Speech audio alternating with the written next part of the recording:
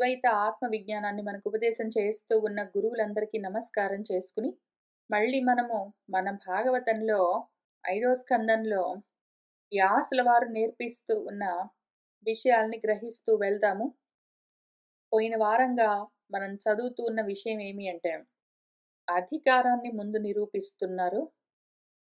మనం ఇప్పుడు చదువుకుంటూ ఉన్న ప్రకరణానికి, ఈ అధికరణానికి అధికారి ఎవరు? ఈ అధికరణానికి అధికారి ఎవరు అని ముందు చూపించారు. పోయిన వారం అది చూసుకున్నాము. మళ్ళీ ఒకసారి జ్ఞాపకం చేసుకుందాము. ఇప్పుడు చదువుకుంటూ ఉన్న ఈ జ్ఞానానికి, ఈ ఉపదేశానికి అర్హులు, యోగ్యత కలిగిన వాళ్ళెవరు అంటే, ఎవరైతే సంసారమంతా మాయ, అదంతా దోషభూయిష్టము అని తెలుసుకుని, అది వద్దు అనుకుని, ఆత్మ కావాలి అని నిరంతరము కోరుకునే వాళ్ళెవరున్నారో వాళ్ళు దీనికి అధికారులు. ఎవరికి ఈ జ్ఞానము అవసరం లేదో, ఎవరికి ఈ అధికరణంలో చెప్తూ ఉన్న ఈ ఉపదేశం అవసరం లేదు అంటే, ఎవరైతే ప్రపంచం నిజంగా ఉన్నది, అందులో ఏవో కర్మలున్నాయి, నాకది కావాలి, ఆ అనుభవాలు నేను పొందాలి అని కోరుకుంటూ ఉన్న వాళ్ళెవరున్నారో, వాళ్ళసలు ఆత్మజ్ఞానం గురించి చేస్తున్న ఈ బోధను వినడానికి కూడా రారో, వాళ్ళు అనధికారులు. వాళ్ళకి తెలియని కూడా తెలీదు. కాబట్టి వాళ్ళకి చెప్పి ఉపయోగం లేదు. అందుకని వాళ్ళ కోసం చెప్పట్లేదు. రెండో రకం వాళ్ళుంటారు. ప్రపంచం ఉన్నది, అందులో కర్మలున్నాయి, ఆ అనుభవాలు కావాలి అని కోరుకునేవాళ్ళు. అందుకోసము వెళ్ళిపోతూ ఉన్న వాళ్ళెవరున్నారో, అప్పుడప్పుడు వచ్చి కూర్చొని వింటారు. చాలా భాగం మాత్రం పట్టించుకోరు. అటువంటి వాళ్ళకు కూడా ఇది వినడానికి అధికారం లేదు. వింటే గూడా వాళ్ళకి ప్రయోజనం ఉండదు. మొదటి వాళ్ళు అసలు వినడానికి కూడా రారు.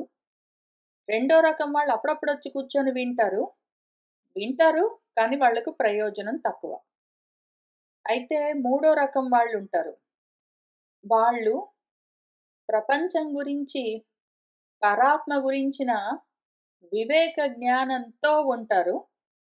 అటువంటి వాళ్ళకి మళ్ళీ ఈ ఉపదేశం చేయవలసిన అవసరం లేదు. వాళ్ళెప్పుడు ఆత్మస్థితిలోనే ఉంటారు. అనాత్మల్లో తిరిగినా కూడా వాళ్ళకి తెలియవలసింది తెలుస్తూ ఉంటుంది. వాళ్ళు గూడా దీనికి అనధికారులు. వాళ్ళకు గూడా ప్రయోజనం ఉండదు. వాళ్ళకి అవసరం లేదు. అయితే ఈ ముగ్గురిని పక్కన పెట్టి, అసలు ఇవాళ చదువుకుంటూ ఉన్నది ఎవరికి పనికొస్తుంది అంటే, ఎవరైతే ఆత్మానాత్మల్ని విడదీశారో, కానీ దాన్నెట్లా సమన్వయం చేసుకోవాలో తెలియదు. అనాత్మలను చూసి బాధపడుతూ ఉన్నారు, భయపడుతూ ఉన్నారు. ఆత్మ కావాలని కోరుకుంటూ ఉన్నారు. ఎప్పుడూ ఇదే వింటూ ఉంటారు. తత్పరతతో ఉంటారు. ఒక్కరోజు గూడా చదువు మానుకోరు, స్వాధ్యాయం మానుకోరు. ఒక్కరోజు గూడా సాధనకి దూరంగా ఉండరు. అయితే కానీ వాళ్ళని ప్రపంచం పిలుస్తుంటుంది. అయినా వెళ్ళవలసొచ్చినప్పుడు వాళ్ళు ఎంతో దుఃఖిస్తారు. వాళ్ళెక్కడికెళ్ళినా మనసు ఇక్కడే ఉంటుంది. బాధపడుతూ ఉంటారు. అయ్యో! ప్రపంచం పిలుస్తుంది, నాకిన్ని కర్మలున్నాయే, ఎట్లా వదిలించుకోవాలి అని ఎవరైతే ఆలోచిస్తూ ఉంటారో, అటువంటి వాళ్ళ కోసము చాలా ఫోకస్డ్‌గా ఈ సెక్షన్‌ని ఇస్తూ ఉన్నారు మన వ్యాసుల వారు.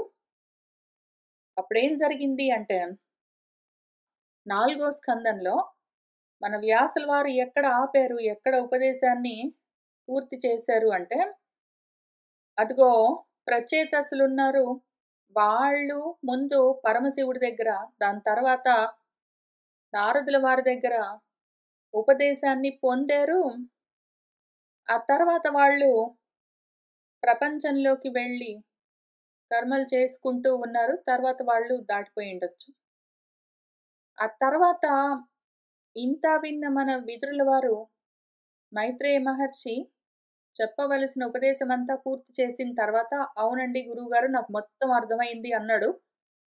మళ్ళీ తన వాళ్ళని చూడ్డానికి హస్తినాపురానికి వెళ్ళిపోయాడు అని మన ప్రియవ్రతుడు నారదుల వారి దగ్గర ఉపదేశాన్ని, బ్రహ్మోపదేశాన్ని, ఆత్మోపదేశాన్ని పొంది, తర్వాత ఏదో రాజ్యాన్ని అనుభవించి చివరికి ఆ రాజ్యాన్ని తన పిల్లలకు పంచి, ఆయన ఏంటో తన స్థితిని చేరుకున్నాడు అని చెప్పి పూర్తి చేశారు.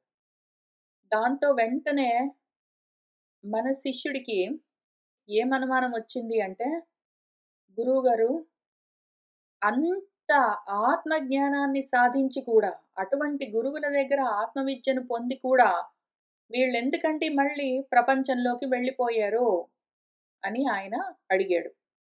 మన పరీక్షిత్ ఈ విధంగా మన శుకుల వారిని అడగగానే, శుకుల వారు సరే దీని గురించి నీకు వివరంగా చెప్తాను అంటూ ఏం చెప్పారు అంటే, మన ప్రియవ్రతుడు నారదుల వారి దగ్గర ఉపదేశాన్ని, బ్రహ్మోపదేశాన్ని, ఆత్మోపదేశాన్ని పొంది, తర్వాత ఏదో రాజ్యాన్ని అనుభవించి, చివరికి ఆ రాజ్యాన్ని తన పిల్లలకు పంచి, ఆయన ఏంటో తన స్థితిని చేరుకున్నాడు అని చెప్పి పూర్తి చేశారు. ఎందుకండి ప్రియవ్రతుడు కూడా అట్లా చేశాడు? ఉత్తానపాదుడంటే సరే మనం అర్థం చేసుకోవచ్చు గానీ, ప్రియవ్రతుడికి కూడా ఎందుకండి? అంత ఉపదేశాన్ని పొంది కూడా ఎందుకట్లా చేశాడు అని మన పరీక్షిత్ ప్రశ్న వేస్తే, శుకుల వారు సరే చెప్తాను అని మొదలుపెడుతూ ఆయనేం చెప్పారంటే, మన ప్రియవ్రతుడు నారదుల వారు చేసిన ఉపదేశాన్ని విని ఆయన దీక్ష తీసుకోవడానికి సన్నద్ధుడయ్యాడు. సన్యాసం పుచ్చుకుంటున్నాడు. అయితే వాళ్ళ నాన్న మన స్వయంభూ మనువు, "నువ్వు కావాలంటే సన్యాసం తర్వాత పుచ్చుకో. ఇప్పుడు మాత్రము పెళ్లి చేసుకుని పిల్లల్ని కని, రాజ్యానికి రాజుగా ఉండి నువ్వు పాలన చేసి అవన్నీ చేసిన తర్వాత నువ్వేమైనా చేసుకో" అని చెప్పాడు. ఇప్పుడు ఈ కాన్‌ఫ్లిక్ట్ వచ్చింది మన ప్రియవ్రతుడికి. ఆయనకేమో నారదుడు చేసిన ఉపదేశాన్ని అనుసరించి సర్వసంగ పరిత్యాగం చేసి ఆత్మస్థితిని పొందాలన్న కోరిక ఉన్నది. ఇటు చూస్తేనేమో తండ్రి ఆజ్ఞ ఉన్నది. నువ్వు రాజ్యపాలన చెయ్యాలి. ప్రజా సృష్టి చెయ్యాలి. ప్రజలను పాలించాలి. తప్పనిసరిగా చేయవలసి ఉన్నది అని చెప్పేసరికి జ్ఞానమా? కర్మా? అని ఆయనకు అనుమానం కలిగింది. ఇప్పుడు ఇందులో నుంచి నేనెట్లా బయటపడాలి? కర్మ వద్దు. అది దోషాలతో నిండి ఉంటుంది. ప్రపంచం వద్దు. నాకు రాజ్యం చెయ్యడం ఇష్టం లేదు. నాకా కర్మలొద్దు. నాకు జ్ఞానమే కావాలి. ఆత్మనిష్టలోనే ఉంటాను అని ఆయన కోరుకుంటూ ఉన్నాడు. కానీ మధ్య మధ్యలో వెంటనే తండ్రి ఆజ్ఞను ఎట్లా త్రోసిపుచ్చుతాను అని కూడా అనుమానం కలుగుతుంది. ఒకేసారి వెంటనే ఈ 2 పరస్పర విరుద్ధమైన ఆలోచనలు కలుగుతూ ఉంటే వాటిని సమన్వయం చేయడం కోసం, రిజాల్వ్ చేయడం కోసము మన బ్రహ్మదేవుడే అవతరించాడు. కిందికి దిగి వచ్చాడు. అక్కడే ఉన్న నారదుల వారు, అక్కడే ఉన్న మన స్వయంభువ మనువు వీళ్ళిద్దరూ, స్వయంభువ మనువు, నారదుల వారు ఇద్దరు మన బ్రహ్మదేవుడికి మానస పుత్రులు. వాళ్ళతో పాటు మన పిల్లవాడు ప్రియవ్రతుడు 25 ఏళ్ల వయసులో ఉన్నవాడు. వీళ్ళు ముగ్గురు ఆయనకు ఎదురు వెళ్లారు. అతిథి పూజలు చేశారు. ఆయన చాలా సంతోషించి మన ప్రియవ్రతుడితో ఆ ఆది పురుషుడు దయతో నిండిన చూపులతో నవ్వుతూ ఈ విధంగా ఉపదేశం మొదలుపెడుతూ ఉన్నాడు. ఉపదేశం చేస్తూ ఉన్నది ఎవరో మళ్ళీ ఒకసారి జ్ఞాపకం చేసుకోండి. ఉపదేశం చేస్తూ ఉన్నది బ్రహ్మదేవుడు. ఈయనను విధి అని పిలుస్తారు. ఈయనే విధి రాత రాస్తాడు అని చెప్తారు. ఈయన వల్లే మనకు జన్మలొస్తూ ఉంటాయని చెప్తూ ఉంటారు. సృష్టి చేసేవాడిన. అటువంటి విధి ఎవరున్నారో అని మనం అనుకుంటామో, ఆయన ఇప్పుడు దిగి వచ్చి ఈ ఉపదేశం చేస్తూ ఉన్నాడు. ఆయనేం చెప్తున్నాడో విందాము. చాలా జాగ్రత్తగా విందాము. ఈ క్వెషన్ మనందరికీ ఉంటుంది. ఇక్కడ కూర్చున్న వాళ్ళెవరున్నారో, వాళ్ళలో చాలా మందికి ఈ సంశయం ఉంటుంది. నాకు స్వాధ్యాయంలోనే ఉండాలనున్నది. ఆత్మస్థితిలోనే ఉండాలని ఉన్నది. సర్వసంగం పరిత్యాగం చెయ్యాలని ఉన్నది. కానీ ప్రపంచం పిలుస్తున్నది. ఏమి చెయ్యాలి? అని ఎవరెవరికైతే మనసులో ఇది బలంగా ఉన్నదో ఈ సంఘర్షణ, వాళ్ళ కోసం జరుగుతూ ఉన్న ఉపదేశము. మన భగవంతుడు ఏమి ఉపదేశం చేస్తూ ఉన్నారు అంటే, నిబోధ తాత ఇదం ఋతం బ్రవీమి మా అసూయితుం దేవం అర్హసి అప్రమేయం వయం భవః తే తాతః ఏషః మహర్షిః వహామ సర్వే వివసాః యస్య దిష్టం. తాత నాయనా నిబోధ, తెలుసుకో, నేను నీకు ఒక విషయం చెప్తాను. ఇది ఋతం, శాస్త్రం చెప్పిన విధంగా. మన శంకర్ల వారు ఈ ఋతానికి తైత్రీయోపనిషత్తులో డెఫినేషన్ రాస్తూ ఆయన ఏం చెప్పారంటే, యథాశాస్త్రం యథా కర్తవ్యం బుద్ధౌ సుపరినిశ్చితం అర్థం అని చెప్పారు. శాస్త్రం చెప్పింది నాకు కర్తవ్యమని తెలుస్తున్నది, దాన్ని పైగా నా బుద్ధిలో చాలా జాగ్రత్తగా విచారణ చేసి సుపరినిశ్చితంగా తెలుసుకున్న అర్థమేదున్నదో అది ఋతం. ఇంక దీనికి తిరుగులేదు. నేను కూడా సర్వ వేదాలు శాస్త్రాలు ఆలోఢనం చేసి నా కర్తవ్యం ఏంటని తెలుసుకుని నా బుద్ధిలో జాగ్రత్తగా విచారణ చేసి నేను తెలుసుకున్న అర్థాన్ని ఋతంగా ఇప్పుడు నీకు బ్రవీమి చెప్తూ ఉన్నాను. దాన్ని నిబోధ, తెలుసుకో నాయనా. అప్రమేయమైన దైవం గురించి అసూయితుం, నువ్వు అసూయ పొందడమో మా అర్హసి, చెయ్యరాదు. నువ్వు దేని గురించి ఇంతగా దూషిస్తున్నావో, ఈ ప్రపంచం మంచిది కాదు, ఈ లోకం మంచిది కాదు, జగత్ దోషభూయిష్టమో, ఈ జన్మలంతా దోషమో అని నువ్వు దేని గురించి మాట్లాడుతూ ఉన్నావో, ఆ దైవము అంటే ప్రారబ్ధము ఏదున్నదో, ఆ విధి అని పిలుస్తాం కదా, ఏదైతే విధానాలతో ఉన్నదో, ఏదైతే విధానాలు ఏర్పరుస్తుందో దాని పేరు విధి. అటువంటి విధిని దైవమని పిలుస్తారు. అది స్వయం ప్రకాశము. దాన్ని ప్రారబ్ధమని కూడా పిలుస్తారు దైవము అన్నప్పుడు. దాని గురించి నీకు తెలిసింది ఎంత? పూర్తిగా అర్థమయ్యిందా నీకు? ప్రారబ్ధం అంటే ఏంటో, ఎందుకు ఈ జన్మ తీసుకున్నావో, ఎందుకు ఈ కర్మలు చేయవలసి వస్తున్నదో నీకు పూర్తిగా అర్థమయ్యిందా? లేదు గదు. అది ఇంకా నీకు అప్రమేయంగానే ఉన్నది. ప్రమేయము అంటే నువ్వు ప్రమాతగా ఉండి దాన్ని పూర్తిగా ఆశాంతం తెలుసుకుంటే ప్రమాణంతో అది ప్రమేయం అవుతుంది. నీకు తెలుస్తుంది కంప్లీట్‌గా. ఇప్పుడు ఈ ఎదురుగా ఉన్న టేబుల్ ఎంత ఉన్నది అంటే, ఇక్కడి నుంచి ఇక్కడి దాకా ఉన్నది అని కంప్లీట్‌గా నా జ్ఞానంలోకి వచ్చేస్తుందది.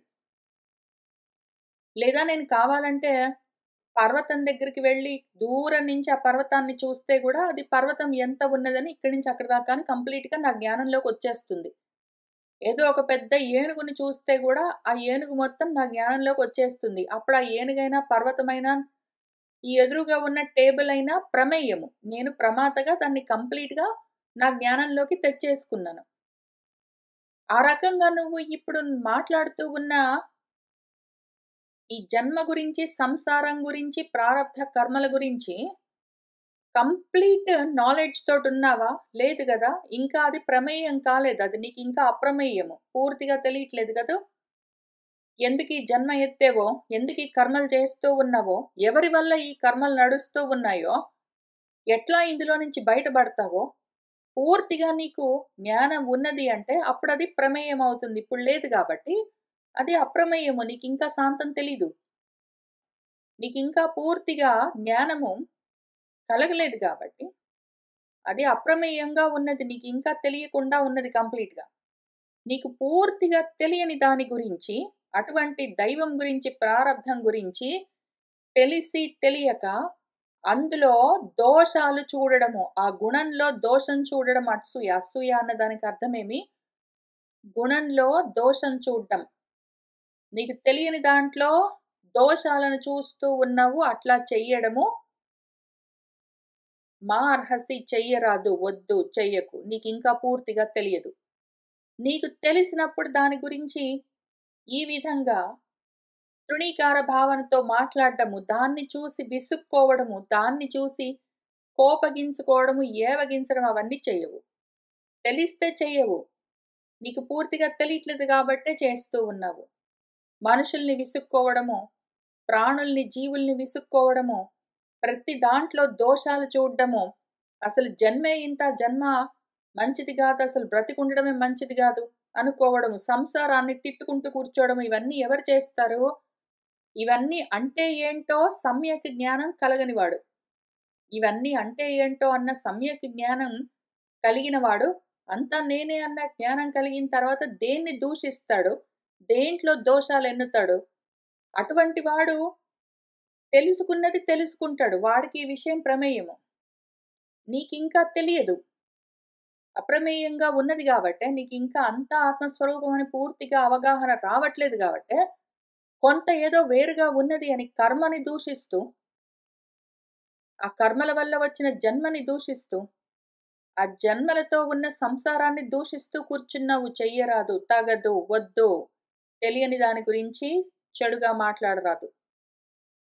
మా గురించి చెప్తాను విను. నేనేం చెప్పాను నీకు వృత్తమని చెప్పినప్పుడు? యథా శాస్త్రం యథా కర్తవ్యం బుద్ధౌ సుపరినిశ్చితం అర్థం చెప్తాను అన్నాను. అంటే నేను ఎంతగా చదువుకునుండాలి. ఎంతగా శాస్త్రాల్ని పూర్తిగా అధ్యయనం చేసి కంప్లీట్ నాలెడ్జ్ తోటుండాలి నేను. అంత ఉండి కూడా మొత్తం అంతా ఇంతా చదువుకుని గూడా నాకు పూర్తి నాలెడ్జ్ ఇంకా లేదు. నాకు కూడా ఇది అప్రమేయంగానే ఉన్నది. అటువంటప్పుడు నువ్వింకా పూర్తిగా అధ్యయనం పూర్తి గూడా గాలేదు. నువ్వే దైవాన్ని దూషిస్తూ కూర్చుంటే, అది చెయ్యతగిన పని గాదు. తప్పు. వయం నేను, మేము అని రాసుకున్నాడాయన. మేము అంటే నేను. అట్లానే భవుడు, శివుడు, తే తాతః మీ నాన్న స్వయంభువ మనువు, ఏషః మహర్షిః ఈ నారద మహర్షి, మేమందరము గూడా సర్వే వివశాః వివశులమై, యస్య దిష్టం ఎవరి యొక్క ఆదేశమున్నదో దాన్ని వహామ వహిస్తున్నాము. ఎందుకు? మాకు గూడా కంప్లీట్‌గా శాస్త్ర జ్ఞానం ఉన్నది. నేను 4 వేదాలను 4 ముఖాలతో ఒకేసారి చెప్పగలను. దాన్ని ఎంతమందికైనా ప్రవచనం చేయగలను. మొత్తం నాకు అందులో ఉన్న విషయం గురించిన పరిజ్ఞానం ఉన్నది. నిశ్చితమైన జ్ఞానం ఉన్నది. కానీ ఆత్మ జ్ఞానం ఇంకా పరిపక్వతకు రాలేదు. అదింకా పరిపాకం చెందలేదు. కానీ ఏంటంటే, శాస్త్రాలు మొత్తం చదువుకుని కూర్చున్నాను కాబట్టి, ఉన్నదంతా ఒకటే అని తెలుస్తున్నది. దాన్ని దూషించకూడదని తెలుస్తున్నది. అందుకని విధిరాతను, ప్రారబ్ధాన్ని దూషిస్తూ, తిట్టుకుంటూ కూర్చోను. అయితే ఉన్నదంతా నేనే అని ఇంకా పూర్తిగా తెలియట్లేదు కాబట్టి, ఆ ప్రారబ్ధాన్ని నేను గూడా అనుభవించవలసొస్తున్నది. నేనైనా సరే, మీ నాన్నైనా సరే, మీ బాబాయ్ అయినా సరే, ఎవరైనా సరే ఎందుకు చేయవలసొస్తున్నది అంటే, ఇంకా పూర్తిగా ఆత్మజ్ఞానం పరిణతి చెందలేదు కాబట్టి. తెలుస్తున్నదా నాయనా? అనవసరంగా నువ్వు సంసారాన్ని, కర్మలను, జన్మలను దూషించరాదు. నీకు తెలిస్తే దూషించవు. దూషిస్తున్నావంటే పూర్తిగా తెలియట్లేదని అర్థం చేసుకొని, అందుకోసం ప్రయత్నం మొదలుపెట్టు. నత్తస్య కశ్చిత్ తపసా విద్యయా వా, న యోగవీర్యేణ మనీషయా వా, న ఏవ అర్థధర్మైః పరతః స్వతః వా కృతం విహంతుం తనుభృత్ విభూయాత్. కశ్చిత్ ఎవ్వడైనా సరే ఈ ప్రారబ్ధాన్ని తప్పించుకోలేడు. అవకాశమే లేదు. ఎవరి యొక్క ఆదేశమై ఉన్నదో ఈ ప్రారబ్ధము, ఆ దైవమేదున్నదో అది చెప్పినట్టు వివసులై దాన్ని వహించడం తప్ప, దాన్ని తప్పించుకోవడానికి ఎవ్వరికీ అవకాశం లేదు. ఎవరు దాన్ని తప్పించుకోగలరు అంటే, ఎవరైతే ఆ విధి ఎవరో, ఆ ఆదేశం చేస్తూ ఉన్నదెవరో, ఆ దైవం ఎవరో అని తెలుసుకుంటే అప్పుడు వాడు దాన్ని పాటించనక్కర్లేదు. ఎంతవరకు ఈ ప్రారబ్ధాన్ని అనుభవించవలసి వస్తుంది అంటే, ఆ ప్రారబ్ధాన్ని నాకు అంటగట్టిన దైవం ఒకటి ఉన్నది అని నువ్వు వేరుగా చూస్తున్నంత వరకు ప్రారబ్ధాన్ని నువ్వు అనుభవించవలసి వస్తుంది. అయితే ఈ ప్రారబ్ధాలన్నింటినీ ఆదేశిస్తూ ఉన్న ఆ విధి, ఈ విధానాలన్నింటినీ ఏర్పరిచిన ఆ ప్రభువు, ఈశ్వరుడు నేనే అని తెలిసిందంటే, అప్పుడు నువ్వు ఈ ప్రారబ్ధంలో నుంచి బయటపడొచ్చు. అప్పుడు నిన్ను నువ్వు పూర్తిగా తెలుసుకున్న తర్వాత ఇంక చేసేదేమి లేదు. నువ్వు మళ్ళీ నీ కోసం నువ్వు కర్మలు చేసేదుండదు. అంతవరకు రాలేదు కాబట్టే చెయ్యవలసి ఉంటుంది. అంతవరకు రానివాడు ఎవడైనా సరే. వాడు తపస్సులు చెయ్యొచ్చు, వాడు జ్ఞానాలతో ప్రయత్నాలు చెయ్యొచ్చు, వాడు యోగాలతో ట్రై చేసుకోవచ్చు, వాడు బుద్ధి, జ్ఞానాలతో మళ్ళీ మనీషా, వివేక జ్ఞానాలన్నీ పెట్టుకొని కూర్చోవచ్చు, వాడు అర్థాలనొచ్చు, ధర్మాలనొచ్చు, వాడు సొంతంగా ప్రయత్నం చేసుకోవచ్చు, పక్కవాడితోటి చేయించొచ్చు, ఏమైనా జేసుకోవచ్చు, ఎంతైనా ట్రై చెయ్యొచ్చు. కానీ వాడు తనుభృత్ దేహాన్ని ధరించాడు అంటే ఇంకంతే అయిపోయింది. వాడు తస్య కృతం ఆ దైవమేది నిర్ణయించిందో దాన్ని విహంతుం వదిలించుకోవడానికి విభూయాత్ వాడికంత శక్తి సామర్థ్యాలుండవు. వాడికంత విభూతి లేదు, ప్రభుత్వము లేదు. వాడు చేయలేడు. తపస్సులతో ఈ చావులను, మరణాలను దాటేద్దాము అని ట్రై చేసిన వాళ్ళున్నారు. జ్ఞానాలతో, విద్యలతో, ఉపాసనలతో ఇక్కడ మనీష అంటే జ్ఞానం అనుకుందాం, విద్య అంటే ఉపాసన అందాం. తపస్సులతో, ఉపాసనలతో, యోగాలతో, జ్ఞానాలతో చాలా మంది ట్రై చేశారు. ఎంతో మంది ట్రై చేశారు. ఒక్కడు గూడా ప్రారబ్ధాన్ని తప్పించుకోలేకపోయాడు. ఎందుకు? ఎందుకు అంటే ఈ పద్ధతుల వల్ల ప్రారబ్ధాన్ని తప్పించుకోవడం అన్నది ఉండదు. పద్ధతేమీ లేదు దీనికి. అది నువ్వే అని తెలుసుకుంటే. ఈ ప్రారబ్ధం నేనెందుకండి అనుభవిస్తున్నాను? ఎవరండి నాకీ రాత రాసి పెట్టింది అని నువ్వు అన్నంత వరకు నువ్వు అనుభవిస్తూనే ఉంటావు. అసలా విధి నేను, విధానాన్ని ఏర్పరిచింది నేను, ఆ ఈశ్వరుణ్ణి నేను, ఆ దైవము నేను, ఇదంతా నా ఆదేశము అని ఎప్పుడు తెలుసుకుంటావో, అప్పుడు నువ్వు తనుభృత్తెందుకవుతావు? దేహివెందుకవుతావు? జీవాన్ని ధరించి జీవుడివెందుకవుతావు? నువ్వు ఈశ్వరుడివై ఉన్నప్పుడు నువ్వు ప్రారబ్ధాన్ని దాటి ఉంటావు. కానీ ఈలోగా నువ్వు తపస్సులతో, ఉపాసనలతో, జ్ఞానాలతో, యోగాలతో, ధర్మాలతో, అర్థాలతో నువ్వే సొంతంగా ట్రై చేసుకో. పక్కన వాళ్ళతోటి చేయించు, పూజలు చేయించు, యజ్ఞాలు చేయించు. ఏది చేసినా సరే తప్పించుకునేందుకు నీకు అవకాశమే లేదు. భవాయ నాశాయ చ కర్మ కర్తుం శోకాయ మోహాయ సదా భయాయ సుఖాయ దుఃఖాయ చ దేహయోగం అవ్యక్త దిష్టం జనత అంగా ధత్తే. అంగా నాయనా ఒక మాట చెప్తున్నాను విను. ఈ జనత, ఈ జనమున్నది గదా! ఈ జనము ఎందుకున్నది అంటే దానికి జీవభావన ఉన్నది. అది జనమెందుకయిందంటే జీవభావనతో ఉన్నది. అది జీవభావనతో ఉన్నది జన్మ తెచ్చుకున్నదంటే దేహం ధరిస్తుంది అనుమానం లేదు. అది జీవభావంతో ఉన్నది అంటే దేహ యోగమే ఉంటుంది దానికి. దేహంతో తగులుకుని ఉండవలసిందే ఇంకా. జీవభావనతో ఉన్నది అంటే దేహయోగం ఉండి తీరుతుంది. ఎప్పుడైతే జీవభావం తొలగిందనుకో, ఆత్మభావన కలిగిందంటే ఆత్మయోగం. తెలుస్తున్నదా? నువ్వు జీవభావనతో ఉన్నంత వరకు దేహయోగాన్ని తప్పించుకోలేవు. దేహానికి కొన్ని ధర్మాలుంటాయి. భవము, దేహము పుట్టడము, దేహానికి నాశము, దేహం నశించిపోవడం, చచ్చిపోవడం, దేహానికి కర్మలు చెయ్యడము, ఆ దేహంలో ఉన్నందుకు శోకాలు, మోహాలు, యాప్పుడు భయాలు తప్పనిసరి. ఆ దేహానికున్న లక్షణాలవి. నువ్వు దేహ భావనతో, జీవ భావనతో ఉన్నావంటే దేహ యోగంతో ఉంటావు. దేహ యోగంతో ఉన్నావంటే ఇవన్నీ తట్టుకోవాల్సిందే, తప్పించుకోలేవు. సుఖాలనుకో నువ్వు, దుఃఖాలనుకో, శోకాలు, మోహాలు, భయాలు, కర్మలు, నాశాలు, పుట్టడాలు, చచ్చిపోవడాలు అన్నీ ఉంటాయి దాంతో పాటే. ఎట్లా పైగా అవ్యక్తమయ్యేదున్నదో దైవం అని చెప్పాను. ఎన్ని పేర్లు పెట్టాను నీకు ఇంతవరకు నీకు? దాన్ని ఇంతవరకు నేనిక్కడ దైవం అని చెప్పాను. ఆ తర్వాత ఏం చెప్పాను? తస్య అని కూరుకున్నాను. ఇక్కడేం చెప్పాను? అవ్యక్తం అన్నాను.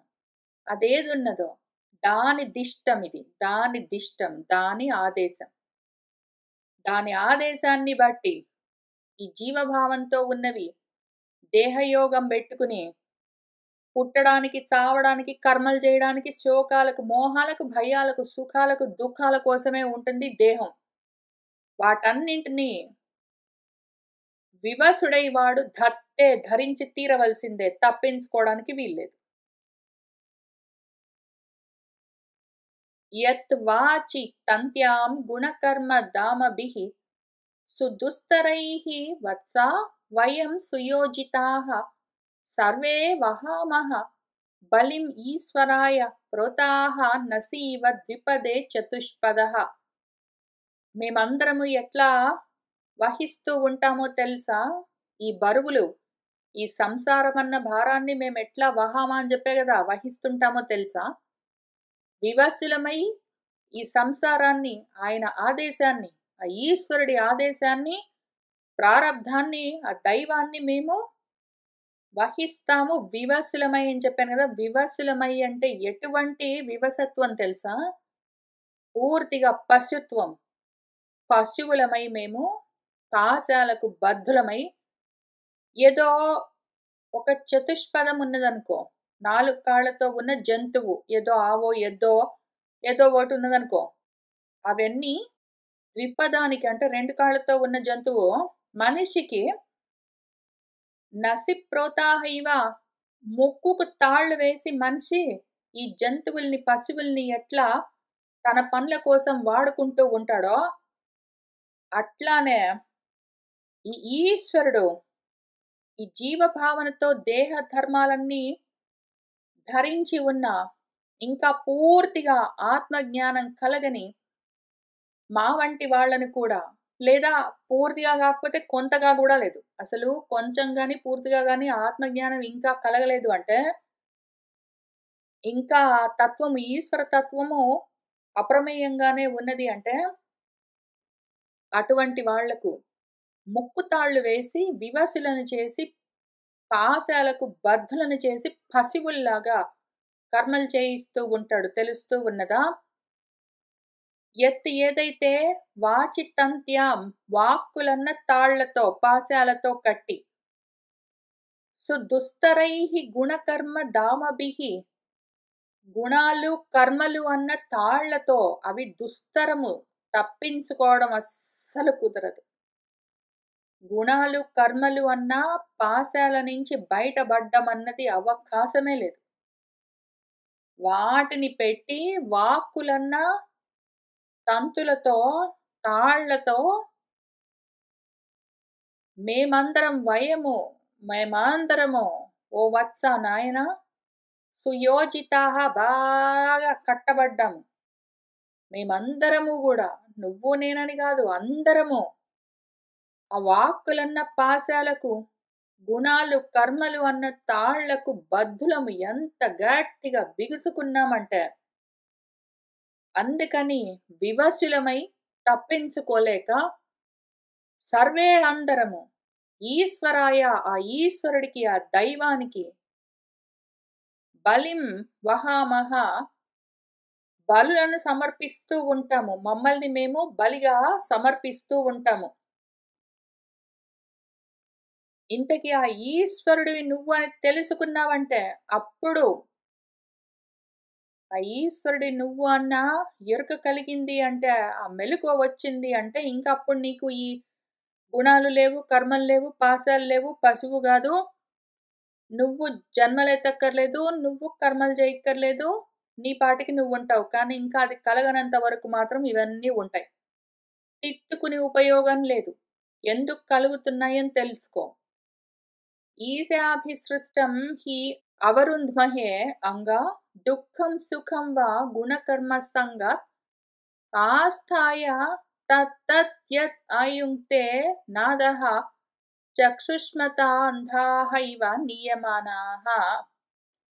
ఎవరైనా సరే వాళ్ళ గుణాలను, వాళ్ళ కర్మలను బట్టి ఆ సంఘం వల్ల ఎందుకు నువ్వు జన్మ తెచ్చుకున్నావని ఆలోచన చేసుకున్నావా? బానే తిట్టుకుంటున్నావు. మీ నాన్న అదిగో నువ్వు రాజ్యపాలన చేయవలసిందే అని చెప్తే, నువ్వు విసుక్కుంటూ, తిట్టుకుంటూ సన్యాసంలోకి వెళ్ళాలని ట్రై చేస్తున్నావు గానీ, అసలు నీకీ జన్మెందుకొచ్చింది? ఎందుకు మీ నాన్న నీకిట్లా ఉపదేశం చేయవలసొచ్చిందని ఆలోచిస్తున్నావా? ఎందుకు అంటే, మీ నాన్న చెప్తున్నాడని గాదు.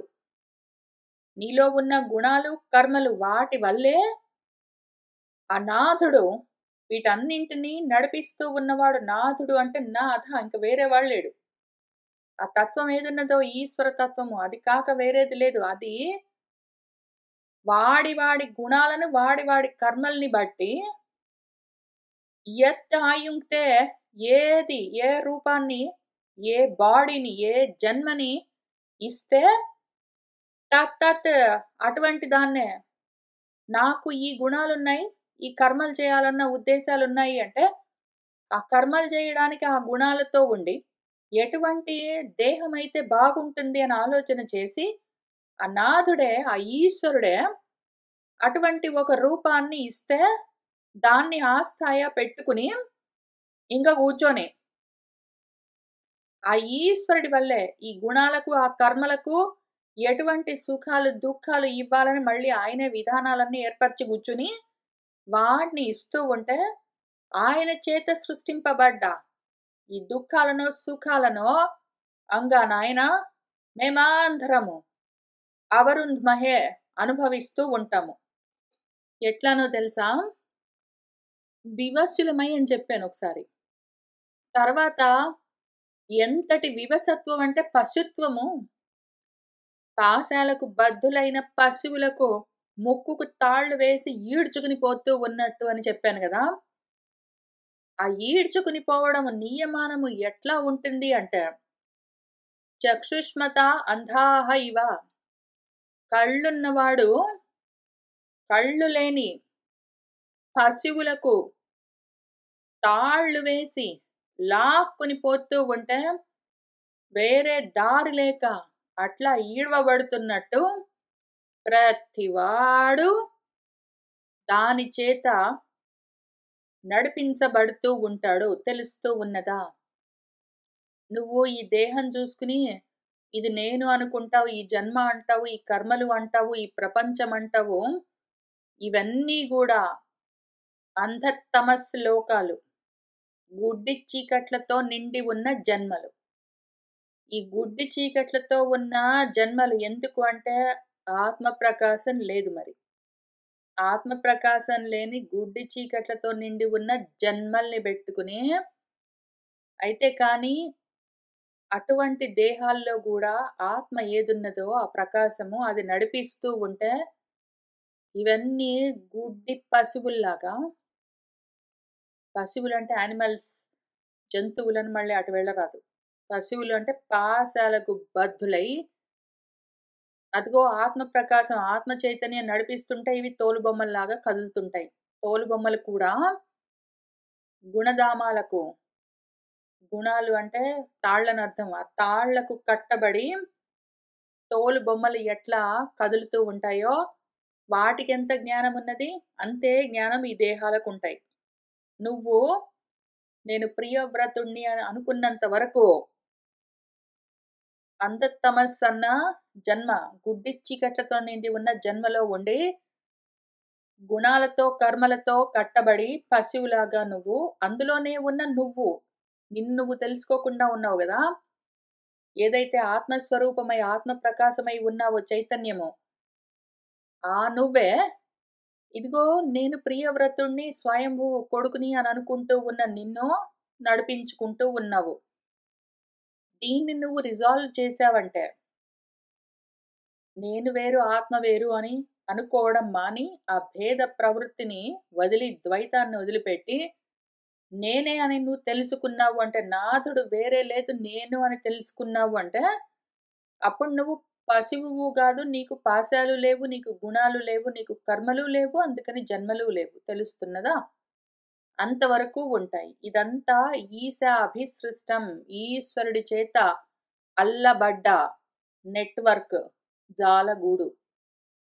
సుఖాలు, దుఃఖాలు, మోహాలు, శోకాలు, భయాలు, నాశాలు, భవనాలు మొదలైనవి ఏవేవి ఉన్నాయో అన్నీ గూడా ఈశ్వరుడి చేత సృష్టించబడి ఉన్నాయి. అవెందుకు అట్లా సృష్టించబడి ఉన్నాయి అంటే నీ గుణకర్మల్ని బట్టి వాటికి అనువైన రూపాలను ఇస్తే పుచ్చుకుని ఆ కర్మలు చేసుకుంటూ కూర్చో. కానీ ఆ నాథుడు, ఆ ఈశ్వరుడు నేనే అని తెలుసుకున్నావంటే ఇంకివన్నీ వెంటనే నీలో లయమవుతాయి. నువ్వొక్కడివి ఉంటావు. తెలుస్తున్నదా? మాకీ ఇన్ఫర్మేషన్ తెలుసు. కంప్లీట్‌గా ఇన్ఫర్మేషన్ తెలుసు. మొత్తం తెలుసు. ప్రవచనం కూడా చేస్తాము. కానీ ఆ స్థితి ఇంకా కలగలేదు కాబట్టి ఇంకా ప్రారబ్ధ కర్మలున్నాయి. చేస్తూ ఉన్నాము వివసులమై. ఎప్పుడైతే తెలుస్తుందో అప్పుడు మేమే పరాత్మ అవుతాము. తెలుస్తున్నదా? అంతవరకు ఈ భావన ఉన్నంత వరకు చేయవలసొస్తుంది మేమైనా సరే. కానీ తిట్టుకుంటూ కూర్చున్నంత వరకు, అసూయ ఉన్నంత వరకు అసూయ ఎందుకు నీకు ఈ ప్రవచనం చేయవలసొస్తున్నదో తెలుసా? నీకు తెలిసినప్పుడే తెలుస్తుందిలే పోనీ అనుకోవచ్చు కదా నేను. ఇంకా వాడికి అది అప్రమేయమై ఉన్నదిలే వాడికి తెలీదు. ఇంత చదువుకున్న మాకే అర్థం గాలేదు. ఆ ఆత్మ స్థితికి మేమింకా చేరలేదు. ఆ మెలకువ ఇంకా రాలేదు ఆ కల్లో నుంచి. వాడిప్పుడిప్పుడే ఓన్లీ పుస్తకాలు చదువుకున్నాడు. ఏదో నారదుడు చెప్పింది విన్నాడు. శ్రవణం చేశాడు. వాడికింకా మననం లేదు. నిధిధ్యాసన లేదు. వాడికింకా ఏమీ లేదు. పోనీలే తెలిసినప్పుడు తెలుస్తుందనుకోవచ్చు గదా! కానీ అనుకోకుండా ఎందుకొచ్చానో తెలుసా చెప్పడానికి నీకు? తిట్టుకుంటున్నావు నువ్వు సంసారాన్ని. ప్రపంచాన్ని తిట్టుకుంటున్నావు. నీ జీవితాన్ని తిట్టుకుంటున్నావు. కర్మలు తిట్టుకుంటున్నావు. అట్లా చేయడం అసూయ. అసూయ ఉంటే జ్ఞానానికి అనర్హుడివవుతావు. నువ్వు ఇంత చదువుకుని, ఇంత శ్రవణం చేసి, స్వాధ్యాయం చేసుకున్నావు ఇంతకాలం. 25 ఏళ్ల వరకు నువ్వు బడిలో గురువుగార్లు చెప్పినవన్నీ నేర్చుకుని వేదాలన్నీ అధ్యయనం చేసావు. పైగా అదిగో నారదుడు చేసిన ఉపదేశం విన్నావు. శ్రవణం చేసావు. ఇన్ని ఉండి వీటితో పాటు నీకు అసూయ ఉన్నది అంటే, ఇందులో దోషం చూస్తూ ఉన్నావు. ఎందుకంటే దోషం దేంట్లో చూస్తున్నావు నువ్వు? ఉన్నదంతా ఒకటే అని చెప్తూ ఉంటే, ఆ బ్రహ్మలోనే నువ్వు మళ్ళీ భేద బుద్ధితోటి ఉండి దోషాన్ని చూసావంటే, ఆ అసూయ అడ్డుగా ఉన్నది అంటే మాత్రం జ్ఞానం, విజ్ఞాన సహితం నీకు కలగదు. మళ్ళీ నేనే ఇంకొక రూపంలో భగవద్గీతలో కృష్ణుడిగా ఏం చెప్పాను? ఏం ఉపదేశం చేశాను అర్జునుడికి? జ్ఞానం, విజ్ఞాన సహితం నీకు ప్రవక్ష్యామి. ఎందుకు? అనసూయవే అని చెప్పానా లేదా? అసూయ ఉన్నది అంటే విజ్ఞాన సహితమైన జ్ఞానం, వివేక జ్ఞానంతో కూడిన ఆత్మజ్ఞానం కలగదు. నువ్వు అనవసరంగా దోషాలు చూస్తున్నావు. అసూయతో ఉన్నావు. కాబట్టి నీకు చెప్పవలసొస్తున్నది. ఆ అసూయ వదిలిపెట్టు. ఇందులో దోషం చూడ్డం మొదలుపెట్టు. ఏవండి ఈ కర్మలేవండి? నాకెందుకండి ఈ కర్మ? ఏవండి నాకీ ప్రారబ్ధం? ఎందుకండి ఈ సంసారం? అని ఇట్లాంటి మాటలన్నీ మాట్లాడకు నువ్వు. చేయవలసింది మౌనంగా, శాంతంగా చేస్తూ వెళ్ళు. అప్పుడు ఉన్నదేంటో నీకు తెలుస్తుంది. ఎందుకు చెప్తున్నానంటే, ముక్తః అపి తావత్ బిభ్రూయాత్ స్వదేహం ఆరబ్ధం అస్నన్ అభిమానశూన్యః. యథా అనుభూతం ప్రతియాతన్నిద్రః కిం తు అన్యదేహాయ గుణాన్ న వృంక్తే. ముక్తుడున్నాడనుకో ఎవడైనా సరే, నేనైనా సరే, మీ నాన్నైనా సరే, నారదుడైనా సరే, మేమందరము ముక్తులము, జీవన్ముక్తులము. జీవభావన ఉన్నది. పూర్తిగా ఆత్మస్థితికి చేరలేదు. కానీ ముక్తులము. మాలాంటి ముక్తులెవరైనా సరే పూర్తిగా బద్ధులు గాదు. పూర్తిగా కర్మపాశాలకు బద్ధులు కాదు. ముక్తులయ్యే ఉన్నారు. కానీ ఇంకా ఈ దేహం ఉన్నది. తావద్భిః అంతవరకు వాళ్ళేం జేస్తారంటే, స్వదేహాన్ని బిభ్రూయాత్ ధరించి ఉంచుతారు. ఇంతవరకు నువ్వు భాగవతంలో ఎన్ని కథలు చదువుతూ వచ్చావు? కర్దముడేం చేశాడు? ఆయనకి ఆత్మజ్ఞానం కలిగిన తర్వాత చేయవలసిన కర్మలు పూర్తి చేసుకుని, ఆయన గృహస్థాశ్రమంలో ఉండి కర్తవ్యాల్ని పూర్తి చేసుకున్న తర్వాత ఆయన స్థితిని ఆయన చేరుకోవడం కోసం సన్యాసం తీసుకొని వెళ్ళాడు. అంతవరకు గూడా ఆయన ఆ తర్వాత ఆయన స్థితిని చేరేదాకా గూడా దేహాన్ని ధరించాడు. తిట్టుకుంటూ చేశాడాయన. నువ్వు విన్నావు గదా! మూడో స్కందంలో. ఏం విన్నావు? నీకేమర్థమైంది? దేవహూతి ఏం చేసింది? ఆ తర్వాత ధ్రువుడేం చేశాడు? ఆ తర్వాత పృథువు ఏం చేశాడు? నీకెన్ని కథలు చెప్తూ వచ్చాను. కాబట్టి ముక్తులైనా సరే దేహ భావన ఉన్నంత వరకు ఆ దేహాన్ని వాడు భరిస్తాడు అట్లనే. కానీ ఎట్లా? ఎటువంటి మనస్థితితో అన్నది ఇంపార్టెంట్. అసూయతో తిట్టుకుంటూ గాదు. అసూయతో తిట్టుకుంటూ గాదు. వాడేం చేస్తాడంటే అభిమాన శూన్యుడై చేస్తాడు. దేహాభిమానము లేకుండా. ఎందుకండి నాకీ కష్టాలు? ఎందుకండి నాకీ జన్మలు? ఎందుకండి ఈ దేహానికి అబ్బా! కూర్చోడానికి రాదు, మోకాళ్ళ నొప్పులు, ఆరోగ్య సమస్యలు, ఆర్థిక ఇబ్బందులు, వాడు వీడు పిలుస్తాడో, అసలు చాలా కష్టంగా ఉన్నదండి సాధన చేయడానికి అని తిట్టుకుంటూ గాదు. దేహాభిమానములు దేహం ఒకటే గాదు, దేహాది అన్ని రకాల అభిమానాలు శూన్యమైపోయుంటాయి వాడిలో. వాడిలో దేహాభిమానము లేదు. జాతి అభిమానము లేదు. ధనాభిమానము లేదు. విద్యాభిమానము లేదు. ఏ రకమైన అభిమానము లేకుండా కేవలము ఆరబ్ధం అంటే ప్రారబ్ధాన్ని అస్నన్ అనుభవిస్తూ వాడు ఊరికినే ఎవరైతే ప్రతియాత నిద్రహ వాడు నిద్రపోయి ఇంతవరకు కలలు కన్నవాడు మేల్కొన్న తర్వాత తెల్లవారిన తర్వాత ఏమనుకుంటాడు? ఇదంతా కలలే అనుకుంటాడు గదా!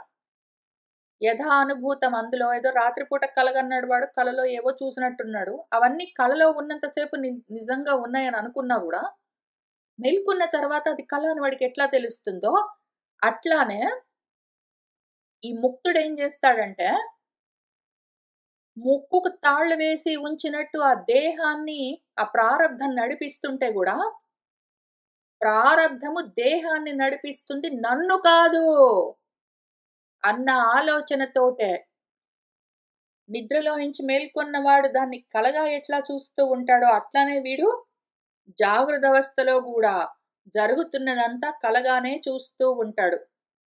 అట్లా ఒకవేళ వాడు ఉండగలిగాడంటే, అటువంటి వాడు గుణాలను ఇంకా అన్యదేహాయ గుణాలతో ఉన్నాము అంటే కర్మలతో ఉంటాము కాబట్టి వేరే జన్మలొస్తాయి. అందుకని దేహాలుంటాయి. కనెక్షన్ తెలిసింది గదా నీకు? గుణాలతో కూడి ఉన్నావు అంటే ఏ గుణమైనా సరే రజో, తమో గుణాల్ని నువ్వు వదిలించుకుని సత్వగుణాన్ని మిగిలించుకుందామంటే గూడా పనిజేయదు. సత్వగుణంతో ఉన్నంత వరకు నీకు విద్యాభిమానం ఉంటుంది. అట్లాంటివన్నీ ఉంటాయి. ఏదో మంచి చెయ్యాలి అన్న ఆలోచన ఉంటుంది. ఇట్లాంటివన్నీ బెట్టుకొని నువ్వు కూర్చున్నావంటే అది కూడా గుణము. మళ్ళీ పాశము. తాడవుతుంది. మళ్ళీ నువ్వు పశువవుతావు. మళ్ళీ దాని కోసము కర్మలుంటాయి. అందుకోసం మళ్ళీ జన్మలుంటాయి. అందుకోసం దేహాలు ధరించాలి. తెలుస్తున్నదా? తమోగుణం మంచిది గాదు. రజోగుణం మంచిది గాదు. సత్వగుణం చాలా మంచిది గాబట్టి పెట్టుకుంటాను గాదు. అసలు ఏ గుణము పట్టించుకోకుండా ఉన్నావు అంటే, అవి నిన్ను తగులుకోవు, పట్టుకోవు. కాబట్టి వాడు గుణాన్న వృంక్తే కోరుకోడు. ఏ గుణము వాడు పట్టించుకోడు. వద్దు అనుకుంటాడు. ఆ రకంగా ఉండడం వల్ల వేరే దేహాలు వాడికి రావు. కిమ్మింక ఎందుకు? అవసరం లేదు. ఇదే విషయం మళ్ళీ భగవద్గీతలో చెప్పానా నీకు ఇంకో పద్యంలో? యా నిశా సర్వభూతానాం తస్యాం జాగర్తి సంయమి. యస్యాం జాగర్తి భూతాని సా నిశ పశ్యతః మునేహే అని చెప్పలే?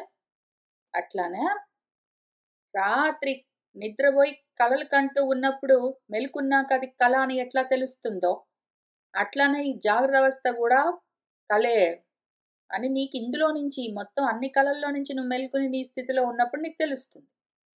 వీడేం చేస్తాడు ముక్తుడు కాబట్టి ఇదంతా కల అని చూస్తూ ఉంటాడు. దేహాద్యభిమానాలన్నీ వదిలిపెట్టి గుణాలకి తగులుకోకుండా ఇదంతా కలా అని చూస్తూ ఉంటాడు.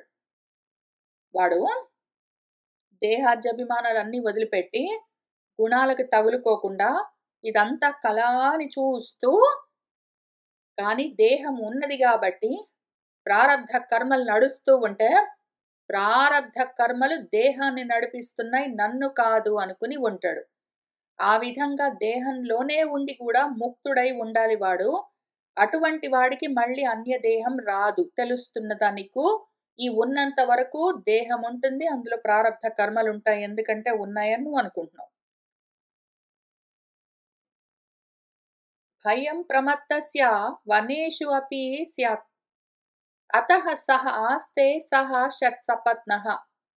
జితేంద్రియస్య ఆత్మరతేః బుధస్య గృహాశ్రమః కిం ను కరోతి అవద్యం చెప్పు. నువ్వు దీక్ష తీసుకుని, ఇదిగో నా కొడుకు, నీ బాబాయ్ నారదుడు చెప్పాడని సన్యాసం తీసుకొని వెళ్ళిపోతాను అడవులు బట్టి అంటున్నావా? వెళ్ళు. నువ్వు సన్యాసం తీసుకుని వెళ్ళు. ఇంకొక ఆశ్రమం కూడా ఉన్నది వానప్రస్థం. అది కూడా తీసుకుని పో. నువ్వు ఏమైనా చెయ్యి. నువ్వు అడవుల్లోకెళ్ళి కూర్చుంటాను, ముక్కు మూసుకొని, కళ్ళు మూసుకొని తపస్సు చేస్తానంటున్నావా? వెళ్తే గూడా ప్రమత్తుడై ఎవడుంటాడో, పూర్తి జ్ఞానం ఇంకా కలగలేదు, వాడింకా జగత్తున్నది అని అనుకుంటూ ఉన్నవాడెవడున్నాడో, ఇంకా జగత్తున్నది, అది మంచిది గాదు, సంసారం ఉన్నది, ఇది దోషాలతో ఉన్నది, అదిగో అదట్లా, ఇదిగో ఇది ఇట్లా అని భేదబుద్ధితో ఉన్నవాడు ప్రమత్తుడై ఎవడున్నాడో, ఆత్మస్థితి గురించిన ఎరుక లేకుండా అప్రమత్తంగా ఉన్నవాడు ఆత్మస్థితిలో ఉంటాడు. ఎవడైతే ఆత్మస్థితిలో ఇంకా లేడు, అనాత్మలు ఇంకా ఉన్నాయి వద్దు వద్దు అని అనుకుంటున్నవాడు ప్రమత్తుడు. పూర్తిగా మత్తులో ఉన్నాడు వాడు, ఇంకా మాయలో ఉన్నాడు జగత్తు నిజంగా ఉన్నది అని. అటువంటి వాడు అడవులు పట్టిపోతే మాత్రం ఉపయోగమేమి? వాడు సన్యాసం తీసుకుంటే మాత్రం ఉపయోగమేమి? వాడికి ఆ భయము స్యాత్ ఉంటూనే ఉంటుంది, అనుమానం లేదు. భయం అంటే మృత్యువు ఉంటుంది వాడికి. సంసార భయం ఉంటుంది, మరణ భయం ఉంటుంది, అన్నీ ఉంటాయి వాడికి. వాడొక్కడు పోయి అడవిలో కూర్చున్నంత మాత్రాన భయాలన్నీ లేకుండా, మరణాలన్నీ లేకుండా, ప్రారబ్ధాలన్నీ లేకుండా, జన్మలు లేకుండా పోతాయా? ఎప్పుడు లేకుండా పోతాయి అన్నీ? వాడి ఇంట్లో ఉన్నాడా, అడవిలో ఉన్నాడా గాదు. వాడు అప్రమత్తంగా ఉంటే అవన్నీ లేకుండా పోతాయి. తెలుస్తున్నదా? యతః ఏదైతే సహ వాడు షట్సపత్నః సహ ఆస్తే, వాడితో పాటే వాడి ఇంట్లో ఉన్నా సరే, వాడు అడవిలో ఉన్నా సరే, వాడు ఇంటి మీదున్నా సరే, భూమి లోపల ఉన్నా సరే, ప్రమత్తంగా ఉన్నాడు అంటే మాత్రం వాడితో పాటే వాడిలోనే ఒక 6 అంతఃశత్రువులుంటాయి. వాడెక్కడికెళ్తే వాడితో పాటొస్తాయి.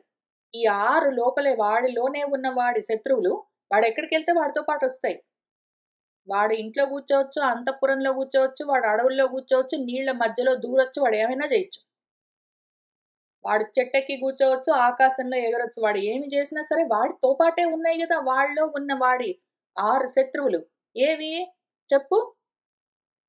పంచ ఇంద్రియాలు, ఒక మనస్సు. ఎన్ని సార్లు చదువుకున్నాం మనము భాగవతంలో? ఆ 6 శత్రువులుంటాయి నీకు. పంచేంద్రియాలు, ఒక మనస్సు. వాటికి అనుభవాలుంటాయి. ఆ అనుభవాలే నీకు పాసలై ఉంటాయి. సంస్కారాలుగా, వాసనలుగా ఉంటాయి నీతో వసించి. అవి నీతో వసించి ఉన్నంత వరకు నువ్వు ఎక్కడికెళ్ళినా వాటిని వదిలించుకోలేవు కదూ! ఆ విధంగా ఉన్నంత వరకు నీకివన్నీ తప్పవు. అయితే ఎవడైనా బుద్ధి కలిగిన వాడు, జ్ఞానం కలిగిన వాడు, బుద్ధుడున్నాడో, ఎవడైతే ఆత్మరతితో ఉన్నవాడున్నాడో, ఇంద్రియాలతో రతి గాదు. ఇంద్రియాలని బెట్టుకుని అనుభవాలు పొందాలన్న రతి. ఇంద్రియ రామత్వం లేదు వాడికి. వాడికి ఇంద్రియాలతో రమించాలన్న బుద్ధి లేదు. ఆత్మారాముడై ఉన్నాడు అటువంటి బుద్ధుడు. వాడు జితేంద్రియుడై ఉంటాడు. ఈ షట్‌సపత్నులున్నారు గదా! 6 శత్రువులు. ఆ 6 శత్రువులను, ఇంద్రియాలని వాడు జయిస్తాడు. ఆ ఇంద్రియాలు జయించిన వాడు ఎక్కడ కూర్చుంటే ఏమిప్పుడు? వాడు ఇంట్లో ఉండొచ్చు, అడవిలో ఉండొచ్చు, గుళ్ళో ఉండొచ్చు, బాత్రూమ్‌లో ఉండొచ్చు. వాడు ఎక్కడ ఉన్నా ఒకటే. ఎందుకు? వాడి స్థితిలో వాడుంటాడు. అటువంటి వాడు వానప్రస్థం ఎందుకు, సన్యాసం ఎందుకు, గృహస్థాశ్రమంలో ఉంటే మాత్రం ఆ అవధ్యం వాడిని కిమ్ను కరోతి, వాడినేం చేస్తుంది? ఆ చెప్పరానిది, నేనేం పేర్లు చెప్పాను ఇంతవరకని? అవ్యక్తం అన్నాను. ఇక్కడ అవధ్యం అంటున్నాను. అవ్యక్తం అంటే వ్యక్తం చేయడం కష్టం. అది వ్యక్తం గాదు. దాన్ని ఏ భాషలో వ్యక్తం చేయడం కష్టం.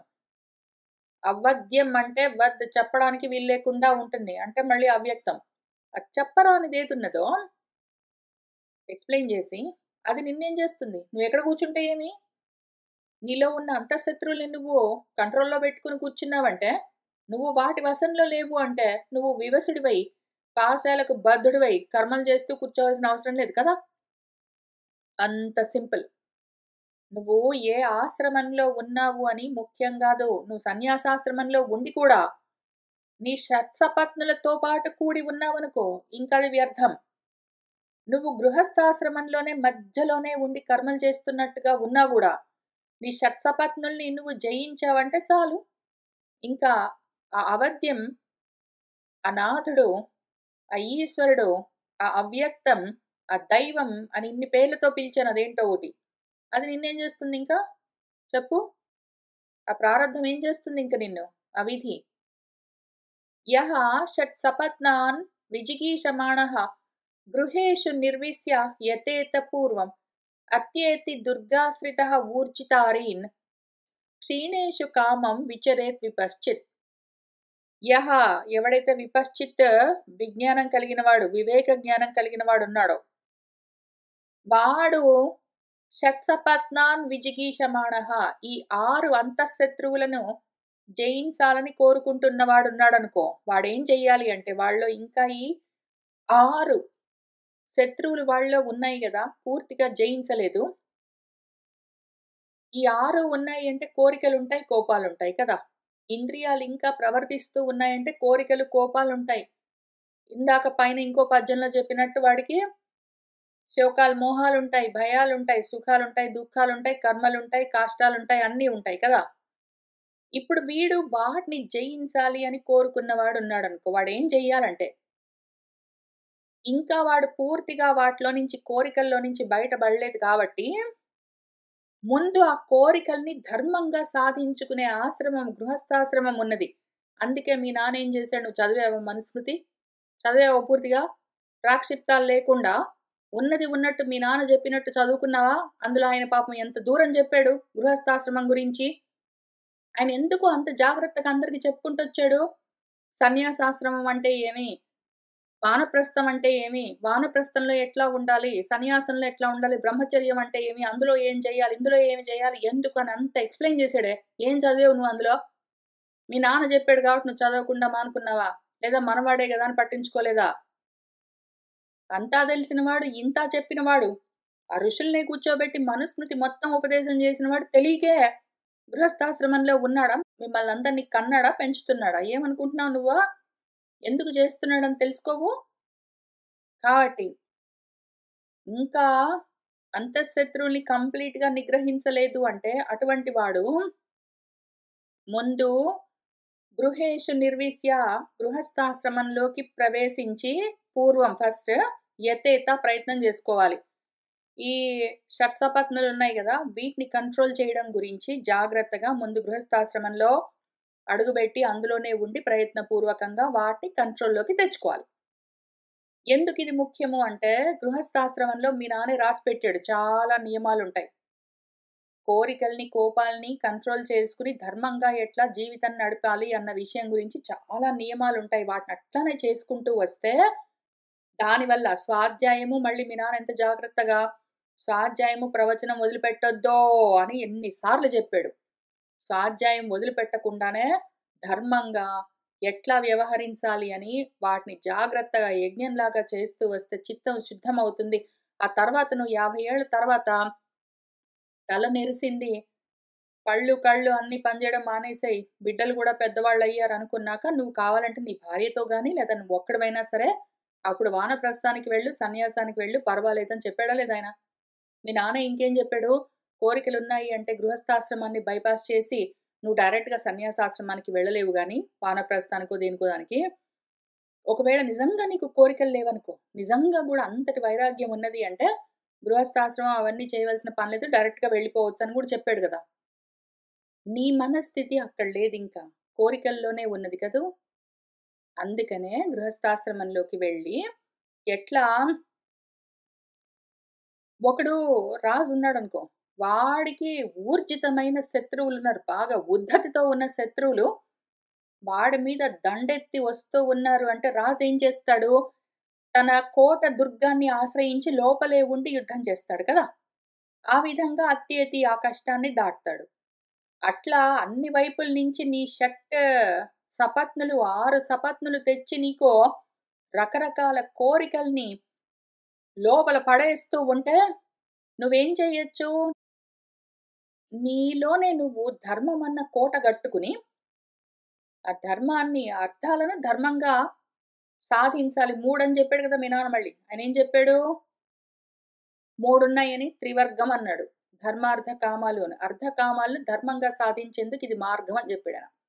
ఆ ధర్మాన్ని కోట గోడలాగా కట్టుకుని, ఆ లోపల ఉండి నువ్వు ధర్మార్థాలు, అర్థకామాలు సాధిస్తూ, నెమ్మదిగా ఈ శత్రువులను నువ్వు నిగ్రహించావనుకో. అప్పుడేమవుతుంది? నువ్వు దాటిపోవచ్చు. ఆ విధంగా విపశ్చిత్ తెలివి కలిగిన వాడు కావాలంటే కామం అవి ఆ విధంగా క్షయమయ్యేందాకా విచరేత్తు తిరగొచ్చు. గృహస్థాశ్రమంలో ఉంటే నష్టం లేదు, లాభం కూడా. తెలుసుకుని చెయ్యి, నువ్వు తిట్టుకుంటూ కూర్చోరాదు. త్వం తు అబ్జనాభ అంఘ్రిసరోజకోశ దుర్గాశ్రితః నిర్జితషట్సపట్నః భుంక్ష్వ ఇహ భోగాన్ పురుషా అతిదిష్టాన్ విముక్త సంగః ప్రకృతిం భజస్వ.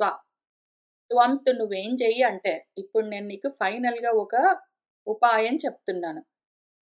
అబ్జనాభ అంఘ్రిసరోజ కోశ దుర్గాశ్రితుడివై ఉండు. అబ్జనాభుడున్నాడు గదా! మన వాసుదేవుడు. ఆయన యొక్క పాదాలన్న పద్మపు యొక్క కోశము. దాన్ని నువ్వు దుర్గంగా పెట్టుకో. నేను నీకు ధర్మాన్ని కోటలాగా కట్టుకో అని చెప్పాను గదా! ఆ ధర్మము దాని యొక్క స్వరూపమేమి? వాసుదేవుడు కదూ! కాబట్టి ఆ వాసుదేవుడిని, ఆ ధర్మ స్వరూపాన్ని దుర్గంలాగా నువ్వు నీ లోపల కల్పించుకో.